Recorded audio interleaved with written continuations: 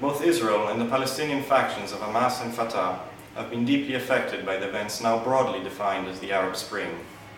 Widespread popular protests did not take place within Israel or the occupied Palestinian territories, but both parties to the conflict realized that the changing balance of power in the region is bound to affect the strategic and political outlook in the future. While on the one hand, Israel's right-wing governing coalition has struggled to assume a low profile towards the changes taking place across the region, on the other, the Netanyahu-led government has overwhelmingly characterized the Arab Spring as a security threat for Israel. On the Palestinian side of the divide, both factions of Hamas and Fatah have lost long-standing regional backers in the wake of the Arab Spring.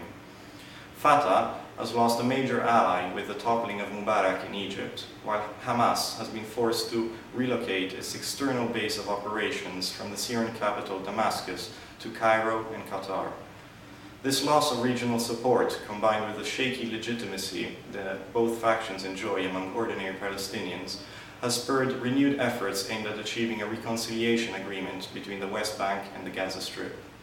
These efforts have however failed, and as long as this divide persists, there appears to be little chance for a coordinated Palestinian push in negotiations with Israel.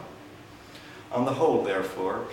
over a year after the outbreak of the Arab Spring, Israel's increased sense of insecurity, combined with the deep divisions within the Palestinian camp and election year campaigning in the US, do not bode well for the prospects of renewed peace talks between Israel and the Palestinians in 2012.